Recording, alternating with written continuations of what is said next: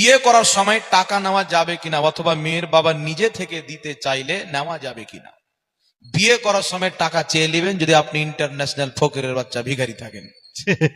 ফাতেমার জন্য বড় বড় বিজনেসম্যান, বড় বড় এক একটা এলাকার বাদশা এসছে, কিন্তু আমার নবী কাকে বিয়ে দিয়েছেন? হযরতে আলীকে। তাকওয়া পরহেজগারি দিয়েছেন। আল্লাহ বলছেন ইন্না আকরামাকুম ওয়া ইনদাল্লাহি আতকাকুম, নিশ্চয় আল্লাহর নিকটে ওই ব্যক্তি সম্মানিত যার যত বেশি তাকওয়া। হযরতে আলীকে দিয়েছেন। আল্লাহ বলেছেন ইন্না আকরামাকুম ওয়া ইনদাল্লাহি আতকাকুম, নিশ্চয় আল্লাহর নিকটে সম্মানিত ওই ব্যক্তি যে যত বেশি তাকওয়াওয়ালা পরহেজগার মুত্তাকি।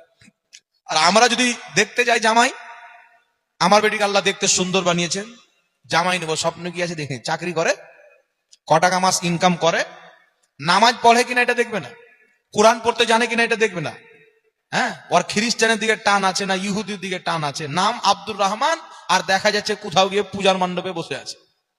তো তাকওয়া পরহেজগারি দিন ধর্ম আমরা তাকে রেখে দিয়েছি, শুধু নোট আর টাকার পয়সা। কথা বুঝতে পারছেন কি পারেন না বাবা? টাকার পয়সা।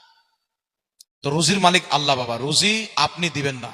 আপনি 5 কোটি টাকা দিলেন, আপনার জামাই জুয়াতে খেলে হেরে গেল, তো কি হলো? আর আল্লাহ একটা ফকিরের নিয়তে টাকা রেখেছেন, কোন পাক আল্লাহ ঢেলে দিল, তো কার নসিবে কি রুজি আছে? তো মেয়ে ছেলের বিয়ে দিলে তাকওয়া পরহেজগারি দেখতে হবে, টাকা পয়সা না। তাকওয়া দেখেন, পরহেজগারি দেখেন, নামাজ পড়ে কিনা, কোরআন পড়তে জানে কিনা, আকীদা ঠিক আছে কিনা, আকীদা ঠিক আছে কিনা, সুন্নি ঘরের ছেলে মেয়ে আছে কিনা, সর্বপ্রথম এটা। নামাজ কোরআন পড়তে জানে কিনা, নামাজ পড়ছে কি পড়ে না, বিভিন্ন রকম ভালো জিনিস আপনি চেক করবেন। তাকওয়া পরহেজগারি দেখে, ইমানদার দেখে বেটিটা দিবেন, রুজি তো আল্লাহ দিবে।